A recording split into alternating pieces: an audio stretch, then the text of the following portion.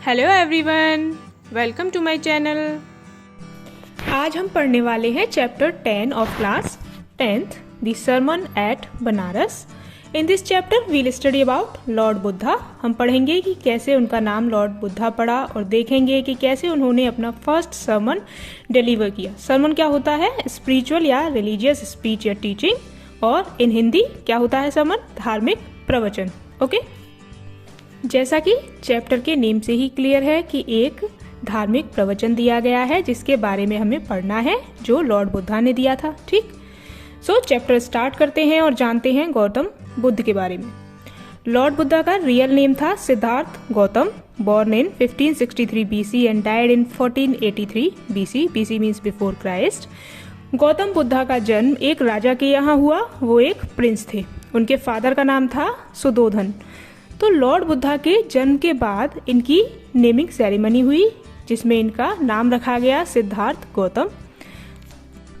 अब देखिए, चैप्टर में काफ़ी शॉर्ट में बताया गया है लॉर्ड बुद्धा की लाइफ के बारे में, केवल सरमन पर फोकस किया गया है, पर हम यहाँ थोड़ा डिटेल बताएंगे जिससे चैप्टर को समझना इजी हो जाएगा।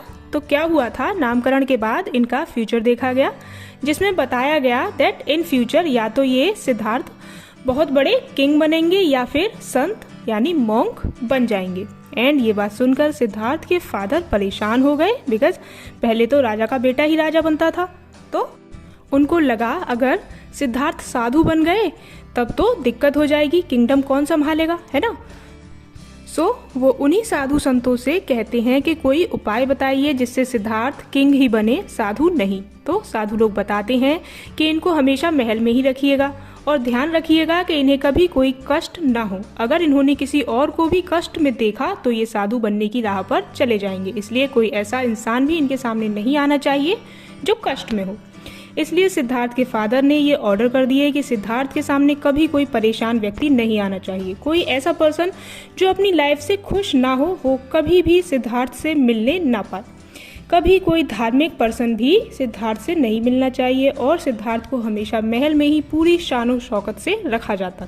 ठीक, फिर यहाँ से आपके चैप्टर में बताया गया है कि जब सिद्धार्थ 12 इयर्स के हुए तो उनको स्कूलिंग के लिए भेजा गया, हिंदू धार्मिक ग्रंथ आदि पढ़ने के लिए।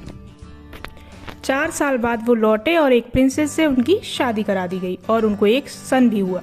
एंड 10 इयर्स उन्होंने रॉयल्टी के साथ लाइफ को जिया महल में ही। 25 की एज में जाकर उन्हें दुनिया की सफरिंग्स के बारे में पता चला।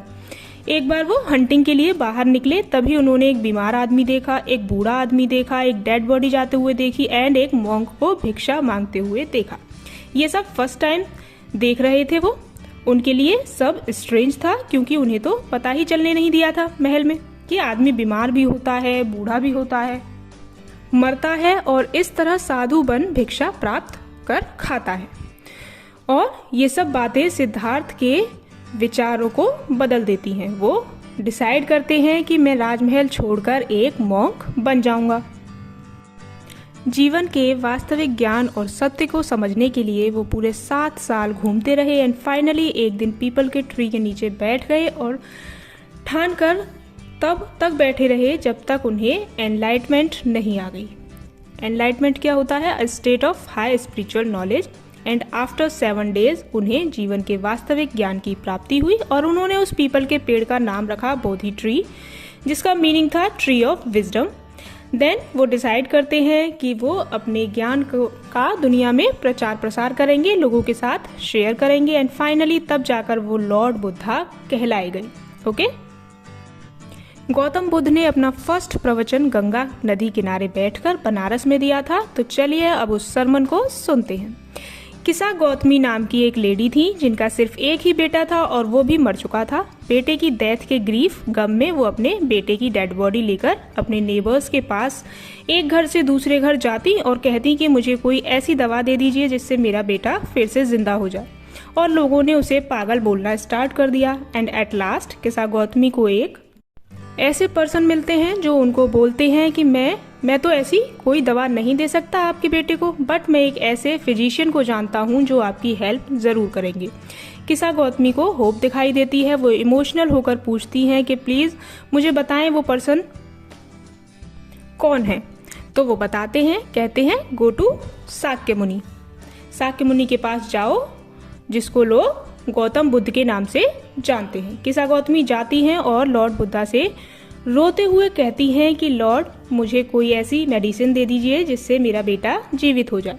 गौतम बुद्ध कहते हैं ठीक है, बट उसके लिए आपको एक मुट्ठी मस्टर्ड सीड यानी सरसों के दाने लेकर आने हैं। किसा गौतमी तैयार हो जाती हैं तो गौतम बुद्ध कहते हैं दैट एक बात याद रखना कि मस्टर्ड सीड्स केवल उसी घर से लाना जिस घर में कभी किसी की डेथ ना हुई हो, जिस घर में कोई मरा ना हो, ना किसी का बेटा मरा हो, ना हस्बैंड, ना पेरेंट्स और ना ही कोई फ्रेंड। नाउ किसा गौतमी घर घर जाकर सरसों के दाने मांगती हैं। लोग उस पर दया कर कर देते भी है, बट जैसे ही वो पूछती है कि क्या आपके घर में कभी किसी की डेथ हुई है, तो सभी घरों से एक ही आंसर मिलता है कि हाँ, और लोग गुस्सा भी हो जाते हैं कि हमें हमारे दुखों के बारे में याद ना दिलाएं। और किसा गौतमी को कोई भी सिंगल घर ऐसा नहीं मिला जिसमें लोगों ने अपने किसी बिलव्ड को खोया ना हो। धीरे धीरे अंधेरा होने लगता है। किसा गौतमी थकी हुई और होपलेस रोड साइड बैठ जाती हैं और वो देखती हैं कि एक लाइट बार बार बंद हो रही है, बार बार जल रही है, मीन्स फ्लिकर कर रही है, और फाइनली एट लास्ट वो बुझ जाती है। अब किसा गौतमी को समझ आने लगता है कि गौतम बुद्ध उनको क्या समझाने की कोशिश कर रहे हैं। वो अपने आप से कहती हैं that how selfish I am. Death तो सभी के लिए कॉमन है, मृत्यु ही अटल सत्य है, जो दुनिया में आया है वो तो एक दिन मरेगा ही। तो अब किसा गौतमी को गौतम बुद्ध की बात समझ में आ गई थी। अब देखते हैं गौतम बुद्ध का फर्स्ट सरमन क्या कहा था उन्होंने। ओके, गौतम बुद्ध किसा गौतमी को उठाते हुए कहते हैं, इस संसार में हर मनुष्य दुख व पीड़ा से पीड़ित है। कोई ना कोई समस्या हर एक को है। ऐसा कोई नहीं है, कुछ नहीं है जिससे मरे हुए को जीवित किया जा सके या मृत्यु को टाला जा सके। हर मनुष्य को वृद्धावस्था में पहुंचने के बाद मृत्यु मिलती है। यही जीवित व्यक्तियों की प्रकृति है।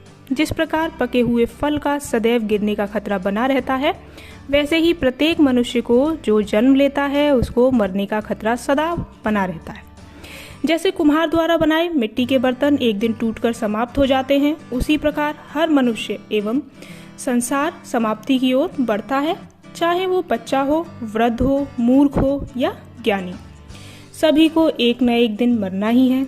जब किसी की मृत्यु निश्चित हो जाती है तो न कोई पिता अपने पुत्र को बचा सकता है और न कोई व्यक्ति अपने सगे संबंधी को, क्योंकि मृत्यु ही संसार का अटल सत्य है, बाकी सब मोह माया है।